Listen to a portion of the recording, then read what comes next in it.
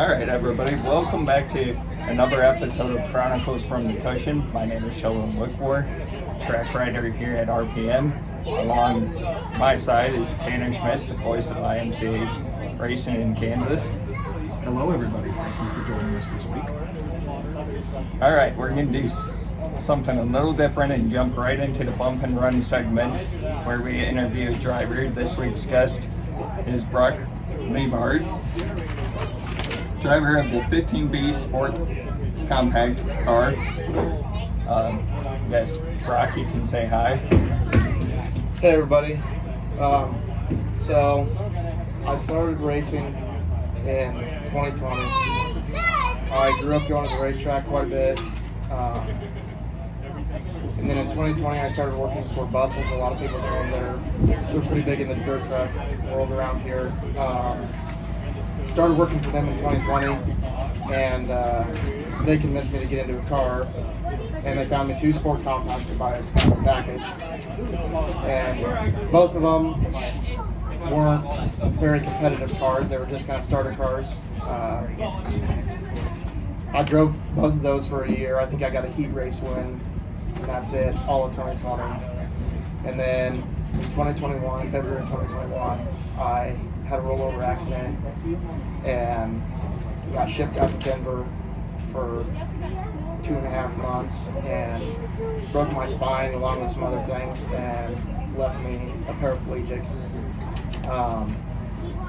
And I remember laying in the bed in rehab, and Dad was like, "Do you want to race again?" I was like, "Yeah, but I don't know how we're gonna make it happen." He's like, "Just answer the question, yes or no." I was like, "Yeah," and so it's like, "Okay, I'll find a way." And came back and pretty much got put together all the hand controls and came out in 2022 and got 4 feature wins all year, so felt pretty good. And it's a pretty cool story. And when something like that occurs, you might not return to the car, but it's pretty darn cool that you had the will to still jump back in the car. So I guess we'll start with some questions. One I kind of like to ask everybody is there someone you look up to in the racing world, or do you have a favorite guy you might root for? Kind of for like 4-cylinder related. Like if I have a question to ask somebody, normally it's going to be Madison, just because he's been in it a long time, and since 2022 I've made good friends with pretty much everybody, a lot of people I'm good friends with. And like I said, I work for Bustle, so I'm pretty close with them. I ask them a lot of questions, but they don't know as much about 4-cylinders, so. You have a year racing, your first year actually doing everything, like pedal-wise and everything, and then making your next season you got to race it with hand controls.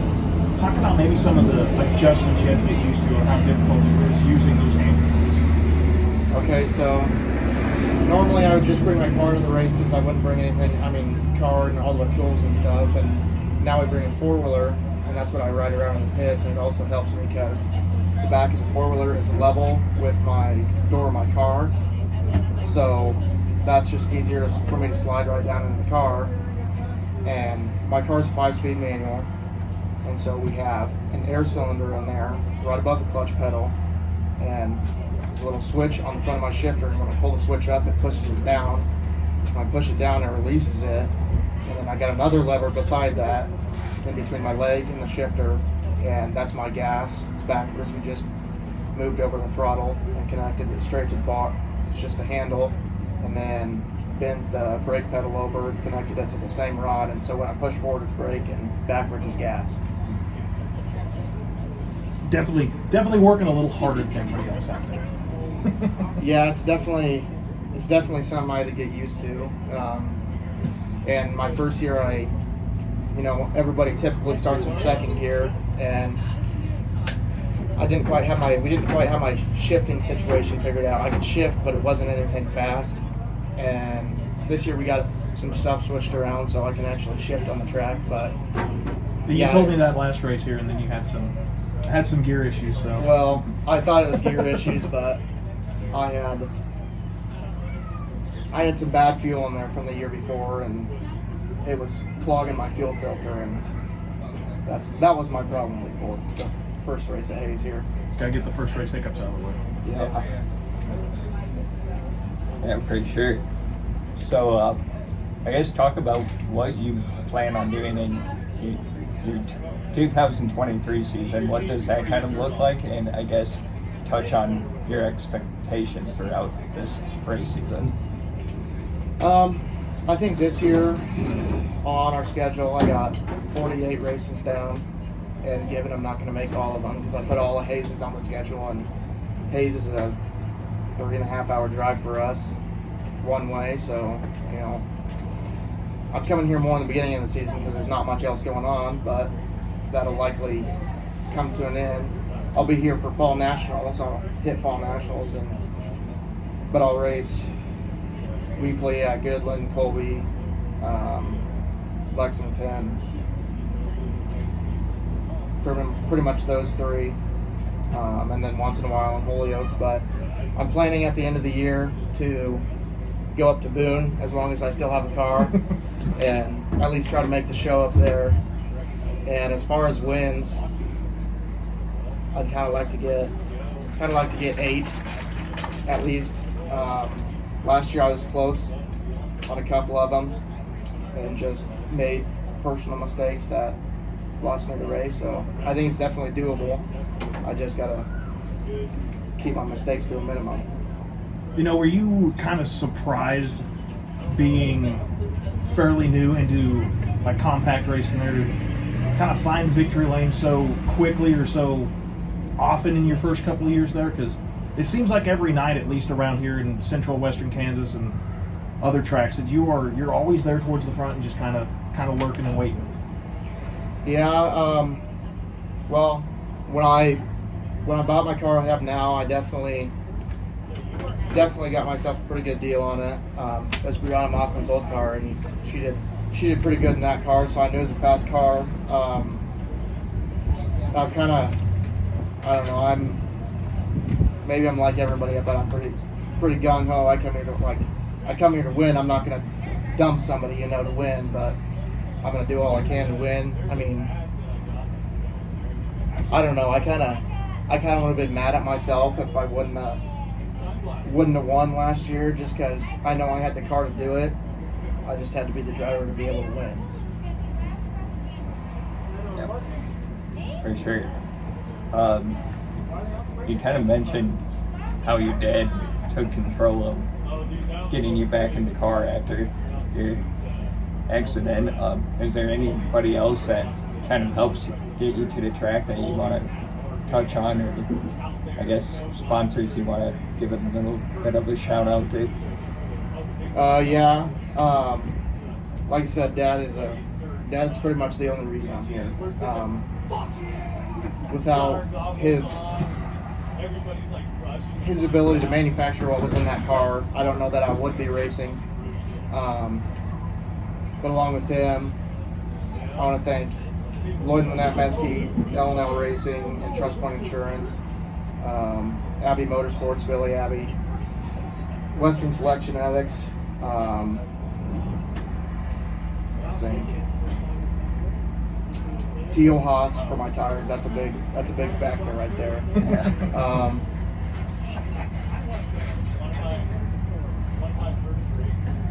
I think that's all of them. So yeah, I've learned that if you ask a driver to name his sponsors, he's probably going to forget at least a couple. Oh, Yeah. Bustle Farms. Oh, he's got it. That's one of the important ones there. Yeah. Well.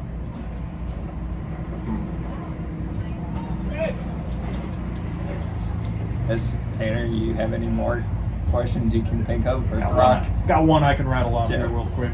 A couple years now in the compacts, is there any desire for you to ever move up in class, or are you kind of happy with your, you got a great racing family here. We've hijacked Madison Ridge trailer for this interview because it's lovely wind in western Kansas, central Kansas, sorry. Hate it when people call Hayes Central Kansas or Western Kansas. Any desire to move up a class anytime, or are you just kind of happy where you're at for now? I mean, yeah, I would like to move up just because they say. I mean, the reason I haven't yet is like you said, the family. I like racing with the guys I race with. It's no matter what place I get, usually every night everybody comes off the track and everybody's happy. It's a good time no matter what. That's kind of one of the reasons that I'm, have stayed in compacts. But I thought about next year maybe moving to a sport mode, but I'm not so sure about the whole open wheel thing. I'd stick with fenders. Yeah, I definitely like that. But so here are my thoughts about that. Is hobby stocks? It just seems like there's a lot of wrecks. It always seems like there's something going on in hobby stocks. But I feel like if I'm gonna go to stock cars, I ain't gonna, I want to be able to have a chance to be in victory lane. I don't know if that's gonna happen for a while. Yeah. And another thing is, like, if I'm going to move up a division, I want to have enough money in my car to be able to be competitive. I don't want to go out there and just be a field killer. But I want to. I just don't know. Don't know what or when yet. It'll come. I guess another thing we can kind of touch on, not to beat a dead horse, but obviously relatively newer track surface here in Hayes. What was it like adjusting to that? And do you feel pretty comfortable on the new surface? Really, I guess tonight's really my first time, I guess you could say, because first race I came here, my car cut out pretty much the whole entire time. I think I made 2 laps consistently without it cutting out. But it seemed pretty good then, It's definitely some bugs they had to work out on the track at the beginning, but that's just like everything else. I mean, just like my car. But I'm definitely excited to go see what happens tonight. And I put a new setup in my car. I pretty much overhauled my car this winter, so I'm definitely excited to see what happens tonight. Nice. I guess if there's anything else you want to kind of touch on, Brock, we can. I don't want to kick you out, but also if you need to go get ready, we understand that. But if there's anything else you kind of want to touch on, we can. I mean, I just for sure want to thank Madison Reed. I'm in here doing this interview podcast, and he's out there changing stuff around in my car. Just wanted me to know or try things out, see what happens. So definitely thanks to him. He's been a big help since I started racing. Everybody really has. Just glad to be here. Very nice. Well, thank you for coming on. We greatly appreciate it. Yeah, thanks for having me, guys. Yeah, thank you, Brock.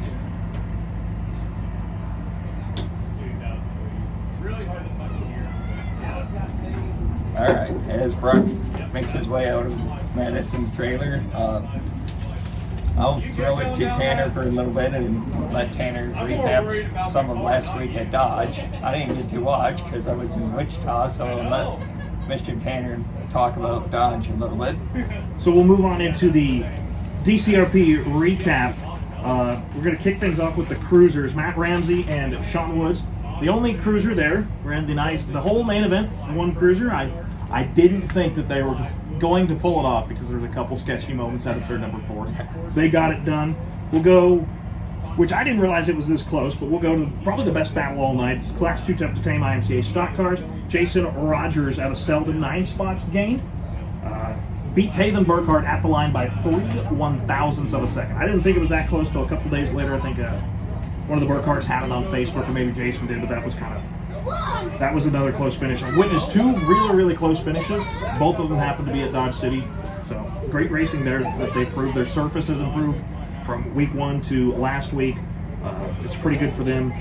Chris Oliver, Mike Petersilly, Colby Stegman round out the top 5 there for the stock cars. Go on over to Hobby Stocks. Cody Williams picks up another win there. I believe that's 2 in a row for Cody. He mentioned to me earlier this year that he's trying to be the first driver in any class in the state of Kansas, which I didn't think that nobody had done it here, but the first one to win 5 state championships in any class. No one's done that. Reagan Seller, Dion Pretty, big mover, 11 spots gained. Cody Gum, Tyler Heath, your hobby stock sport mods. Jimmy Brozick gets it done.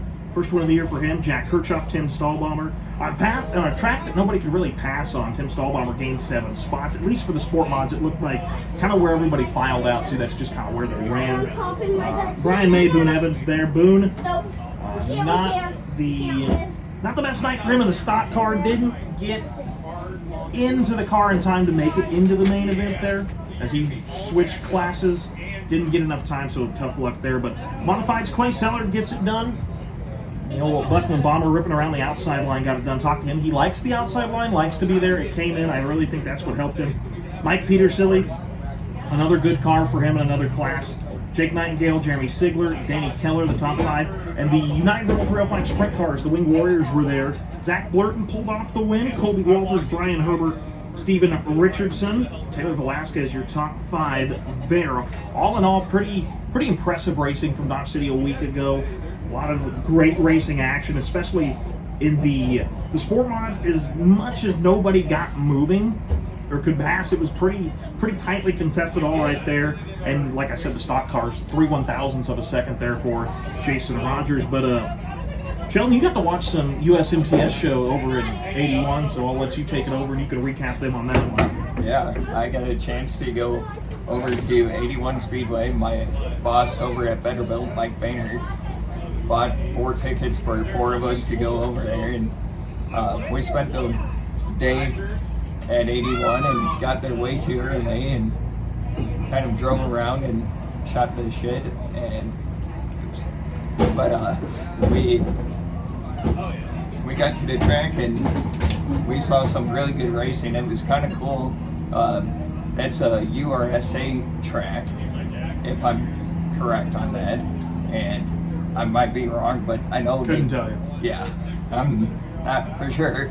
But they had stock cars and a couple Kansas IMCA guys showed up. Eric Cross was there. I think Brian Cross might have been, but don't quote me on that. Angel Munoz was, and Eric Munoz out of Colorado were both there in stock cars, so that was pretty cool to watch. Modified wise, a couple IMCA guys and gals, Tanner Black and Kelsey Foley, kind of set their cars up more URSA type this year, and they've been running a bunch of the open wheel or the open USMTS classes and stuff. Tanner Mullins had a really good run going up until the feature. He won, if I remember right, he won his heat race, and then he won the dash for cash to set the pole, and he took the cash and started way back, I think in the 18th or so in the feature, but they had raised $6,000, so winning the dash for cash race was a $6,000 payday for Tanner Mullins, so that's pretty cool considering the feature winner took home 10 grand. If Tanner would have been able to win the feature, I think they said he would have took 22 grand home that night, which would have been an insanely good night. But the track at 81 was really nice. It was pretty slip and slidey to start the night, but they got it ran in and we saw some really good racing. And Jake O'Neill ended up getting up to the front and got that feature done. So that was pretty cool. It was definitely a different experience. I'm still a big IMCA guy, but the Modifieds definitely put on a really good show over there. It's always nice to get a chance to go watch national guys, whether it's the World of Outlaws, which I'm doing at June 24. So I guess real quick, looking at the podcast schedule and RPM schedule, our very next guest, which I believe is this Saturday before Mother's Day week, or Mother's Day, will be Cody Williams, and then the next show after that we'll have stock car driver JC Archer. Hopefully, I'm pretty sure he's fired up to join the podcast. And then June 6th, we're probably going to invite Sport Compact driver Chase Clow to hop on the podcast. And then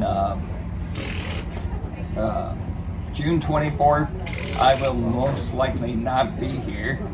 So I don't know what we're going to do. Probably just not have a podcast that weekend, as I'll be in Wichita back at 81. I'm going to go with my boss and watch the World of Outlaw late models.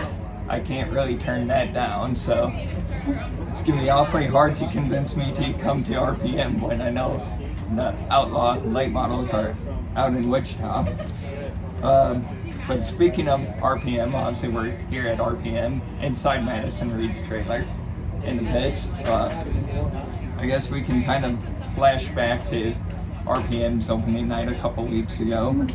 I don't know how we want to do this. The Cruisers, Matt Ramsey won the opening night feature, and he's with Sean Woods, right? Yes, Matt Ramsey, Sean Woods, the two drivers in the Cruiser class there for that 911 car. Yep, they got it done opening night. So obviously, any of your feature winners are your points leaders currently at the track. The Cruisers are not running tonight, I believe, is what I saw on Facebook a couple of days ago, unless something changed. Last I knew they were not running, but there is one Cruiser here tonight. Yeah. And it's probably Matt Ramsey and them, because they were the only one to show up to Dodge last week too. Yeah. Sport Compact's Kyle Hickman got it done last week with Madison over here trying his hardest. You want to say hi, Madison? What's up, guys? So, yeah, Kiowa got it done, and then followed up by Riley Force with a pretty good race last weekend. I've slept since then. I've also watched some other racing since then, so I don't really remember. Yeah, Kiowa Higdon was out front with Riley Force right on his back. Good race throughout the race. I had a really good view because I was third.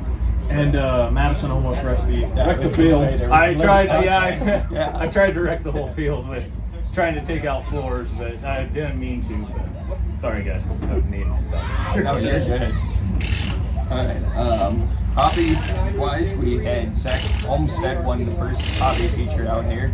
Zach had a really good run, really ever since Boone last year. Just been on a tear. Your Boone National hobby stock champion. He's taking a lot of that momentum and still rolling with it. Yep, for sure. Sportmont's Tyler Watts continues a strong start to his season. I think he's won at Salina. I think that we're in a race and he's won there. Again, won last time we were here. So he's really, you don't necessarily see Tyler start strong on the season. He's usually a mid-summer to late kind of guy, at least from what I've seen, from Colby and here. But strong start to the season for Tyler Watts this year so far. Yeah, for sure. And then speaking of strong starts, stock car Mike Petersilly's been getting it done in both stock cars and modifieds.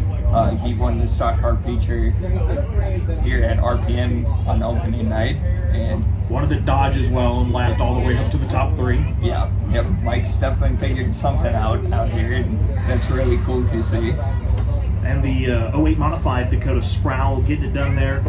Picked up, I don't know much if Dakota's ran this year other than the last race here, but night one looked pretty rocket ship, kind of walked away from everybody, so a good start to the season for these guys. Yeah, for sure. So that's kind of the quick recap on everything that's kind of went on the last couple of weeks since we last talked to you guys. I guess we can, or I'll mention the flags real quick. Brock went ahead and signed the flag before we did the podcast. Remember, there's a giveaway for those flags in the main concession stand here at RPM. You can write down your name, and we'll draw a winner during Fall Nationals. And somebody's going to get a pretty awesome flag with a bunch of drivers on it, or as many episodes as we do. We'll get everybody to sign it, and one lucky fan's going to get a pretty cool, what I think is a pretty cool. It's a nice looking flag. I like it. Yep. As always, subscribe, or we ask you to subscribe to Chronicles from the Cushion on all of your favorite platforms. Everything should be working nowadays. We had struggles after the Sunflower Classic getting everything posted, but I think I've gotten all the wrinkles fixed. So definitely subscribe, and we thank you guys for listening. And before we wrap things up, there's definitely some people we need to thank. So Tanner, if you want to start with You need to give a shout out to Randy and Corey LaJoy over in North Carolina with the Joy of Seating. They're a personal sponsor helping me this year. Actually, just kind of, we're helping each other. I get the glory of promoting them, and they get to hand out some certificates out here to help get some guys in some better full containment racing seats. Also need to thank Flex Racing, partnered with me this year. They made up my announcer's jersey type thing, if that's what you want to call it. So it looks really cool. Wish it wasn't exactly all white, but hey, that's what they wanted. There was a big billboard for them, so I appreciate it. And also need to thank RF Cattle Company out there from Madison Reed for helping me this season when I did some streaming work on YouTube. And also thanks for letting us take over your trailer on race day. Yeah, that was a pleasant surprise. Brock started texting me this afternoon and was like, yeah, it's pretty windy, we're going to need to do something. And luckily Madison jumped right to letting us borrow his trailer, so really appreciate Madison for doing that. Also got to give a big shout out to Photos by Red. Carl Red Larson does a lot for me, supplies me photos that I can use in my articles.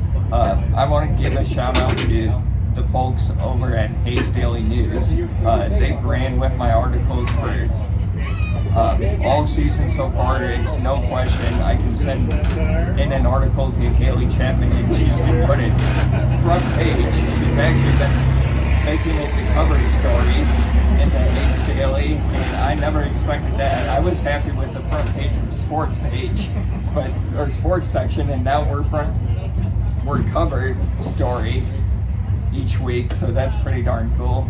And then I know he's here with his sport mod, so we better shout out Cam Gruber, who made our really nice logo that we've got on the flag and I've got on my Facebook pages.